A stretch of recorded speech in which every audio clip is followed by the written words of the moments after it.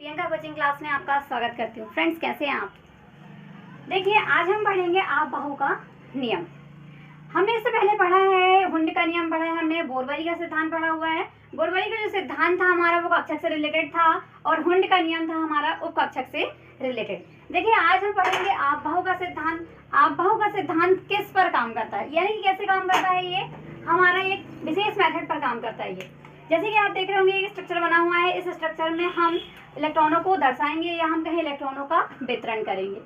जैसे कि यदि हमारे पास परमाणु क्रमांक, हमें याद है, जैसे हमने आपको पिछले वीडियो में परमाणु क्रमांक याद करवाया। सबसे पहले तो तत्वों के परमाणु क्रमांक क्या होते हैं, उनके संकेत, नाम वगैरह सारी चीजें आपको याद कराई गई है ना।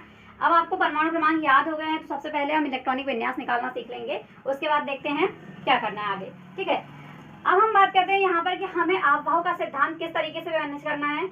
यहाँ पर सबसे पहले हम 1s इस तरीके से लिख लेंगे, 1s 2s 3s 4s 5s 6s 7s and इस तरीके से 2p 3p एक जोड़ते हुए लेना है आपको, एक छोड़ देना है हमें यहाँ पर। और उसके बाद यानी कि 1p को हमें छोड़ देना है, 2p लेना है, 3p 4p 5p 6p।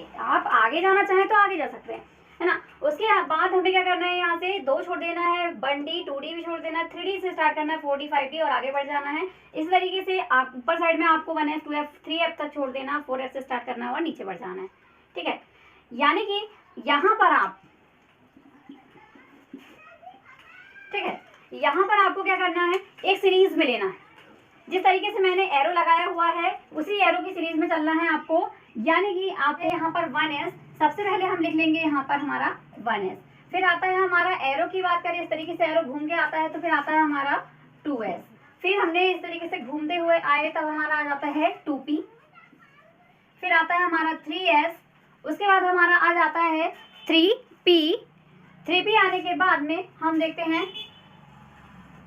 फिर आ गया हमारा उसके बाद 4s, फिर इसी कंडीशन में इसी क्रम में हम आगे बढ़ते हैं, हमारा आ जाता है 3d, फिर हम आगे बढ़ते हैं तो 4p आ जाता है हमारा, फिर इस तरीके से हम आगे गए 5s आ जाता है हमारा, फिर आगे आता है हमारा 4d, इसी तरीके से और आगे बढ़ते हैं हम तो हमारा आता है 5p, फिर आता है हमारा 6s, फिर एरो हमारा यहाँ पे आ जाता है 4f, फिर आता है हमारा 5d, फिर आता है हमारा 6p, फिर आता है हमारा 7s, फिर 5f। इस तरीके से डैश डैश हम आगे बढ़ सकते हैं। ठीक है, अब देखिए हमने आपको पहले ही बता दिया था कि हमारे पास 4 ब्लॉक होते हैं, S, P, D और F ब्लॉक होते हैं। हमने ये भी बताया है आपको कि आवर्त सारणी में हमारे पास S में 2 समूह हैं, P में 6 समूह हैं, D में 10 समूह हैं और F में 14 समूह हैं। इसी प्रकार से हम उन्हें बांटते हैं कि यदि इस S के पास 2 समूह हैं तो 2 इलेक्ट्रॉन दिए जाएंगे उसको, अधिकतम, कम भले ही हम दे सकते हैं लेकिन अधिकतम उसको 2 ही देंगे, उससे ज़्यादा नहीं दे सकते। इसी प्रकार P की बात करें तो 6 समूह है इसलिए 6 इलेक्ट्रॉन देंगे, D है 10 समूह है 10 ही इलेक्ट्रॉन देंगे, F में हमारा 14 समूह है, हम उसे 14 ही इलेक्ट्रॉन देंगे अधिकतम, उससे कम हम दे सकते हैं लेकिन उससे ज़्यादा नहीं दे सकते। अब देखिए फॉर एग्जांपल हमारे पास मान लो एल्यूमिनियम होता है, एल्यूमिनियम का परमाणु क्रमांक होता है हमारा 13। ठीक, यदि एल्यूमिनियम के परमाणु क्रमांक 13 है यानी कि इसके पास 13 ही इलेक्ट्रॉन हैं और 13 ही क्या है, इसके पास प्रोटॉन है। ठीक, इलेक्ट्रॉन को हम E नेगेटिव से दर्शाते हैं और प्रोटॉन को हम P पॉजिटिव से दर्शाते हैं। हमें मालूम है कि एक तत्व में जितने इलेक्ट्रॉनों की संख्या होती है उतने ही प्रोटॉनों की संख्या होती है। तब हम यहाँ पर 13, देखिए जिस तरीके से हमारा एल्यूमिनियम है, एल्यूमिनियम के 13 हम बांट रहे हैं, इसको दे दिया हमने 2, इसे 2 दिया, इसे 6 दिया, इसे 2 दे दिया। अब हम देख रहे हैं कि 2 और 2 4 हो गए, 4 2 4 6 10 हो गए और 10 तो 12 हो गया। बचा कितना हमारे पास, ओनली 1, यानी कि हमारे पास 1 बच रहा है। तो इसका मतलब ये हुआ कि इलेक्ट्रॉन में एल्यूमिनियम में रिक्त इलेक्ट्रॉनों की संख्या कितनी है, 1 है। और ये 1 क्या करेगा, हमने कहा था आपसे कि यदि आधे से अधिक इलेक्ट्रॉन बचते हैं तो वो क्या करेंगे, किसी से इलेक्ट्रॉन ले लिया करेंगे, और यदि आधे से कम बचते हैं तो वो किसी को दे दिया करेंगे। अब यहाँ पर हम जानते हैं कि P में अधिकतम कितने जाते हैं, 6 जा सकते हैं, यानी कि इसके पास 50-50 कितना हो जाएगा, 3 + 3 माइनस।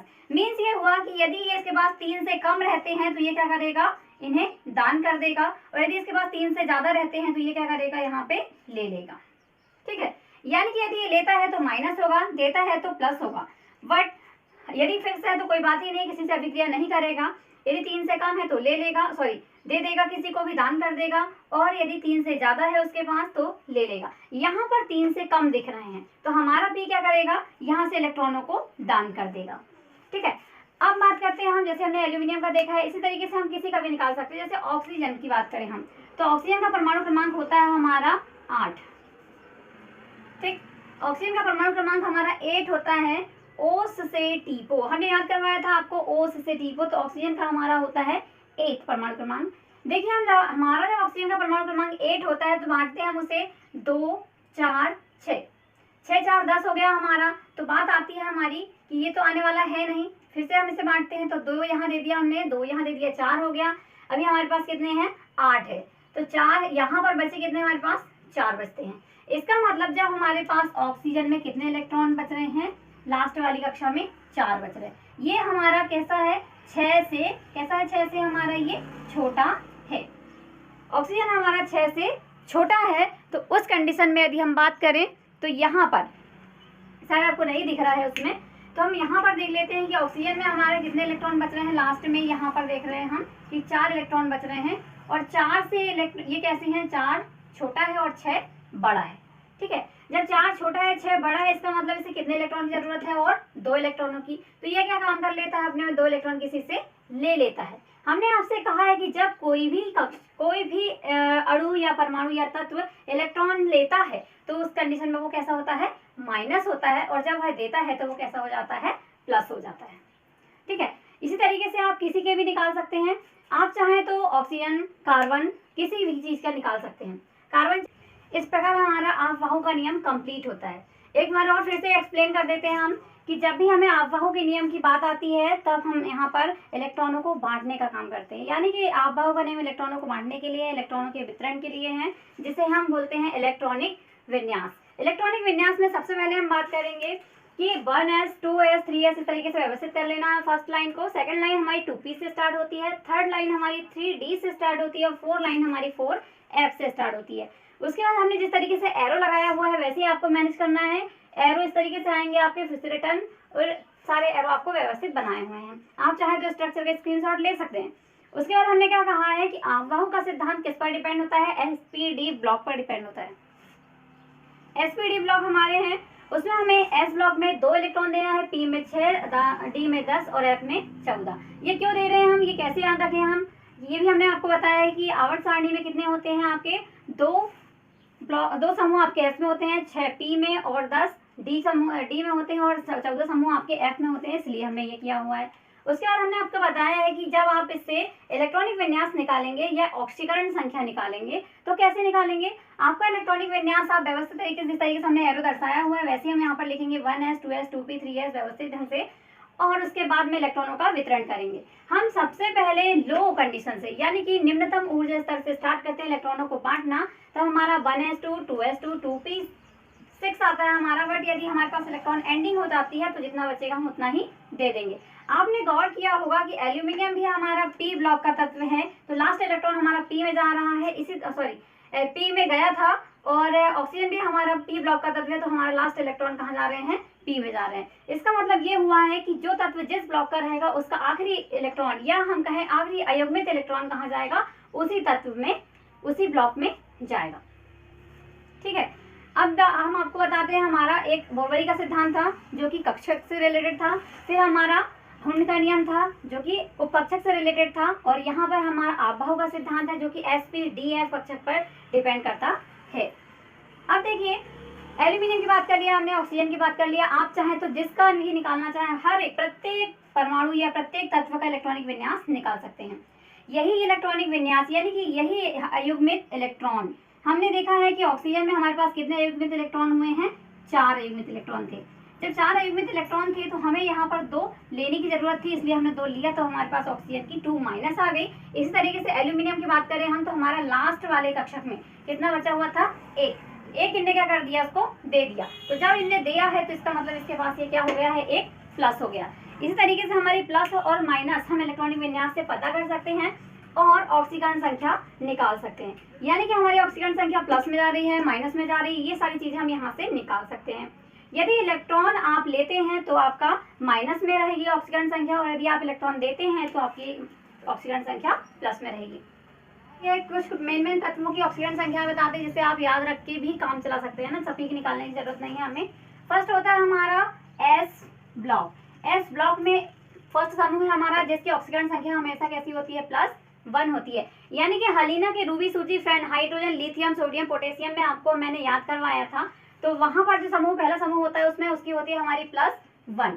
सेकंड समूह होता है हमारा S2 जिसमें हमारी ऑक्सीजन संख्या होती है +2। यानी कि आपको बेटा मांगे कार, स्कूटर, बाहर रोए में बेरिलियम, मैग्नीशियम, ये जो हमारे तत्व थे कैल्शियम वगैरह, उनकी सभी की कितनी होंगी, +2 होगी। उसके बाद आता है हमारा हाइड्रोजन। हाइड्रोजन की संयोजकता होती है हमारी हमेशा कितनी होती है, +1 होती है। लेकिन यदि वो ऑक्सीजन से क्रिया करता है जिसे हम बोलते हैं हाइड्रोजन के ऑक्साइड, या हम कहें OH नेगेटिव, ये वाली कंडीशन में हमारा हाइड्रोजन की संयोजकता कितनी हो जाती है, -1। क्योंकि आप सब जानते हैं, आप देखते होंगे कि ऑक्सीजन की संयोजकता हमने निकाला है तो कितनी आई है हमारी, निकल के -2 आती है, और हाइड्रोजन की होती है हमारी +1 होती है।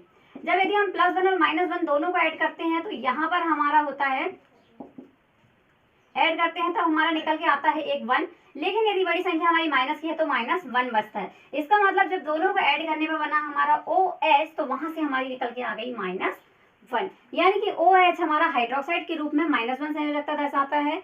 अब बात करते हैं हम हैलोजन परिवार की। हैलोजन परिवार हमारा होता है 17वां समूह होता है। तो हैलोजन परिवार के सभी सदस्यों की ऑक्सीकरण संख्या कितनी होती है हमारी, -1 होती है। मीन्स फुल कलरनेस, ब्राइटनेस इन टीवी में आपकी सभी की ऑक्सीकरण संख्या कितनी होती है, -1 होती है। उसके बाद यदि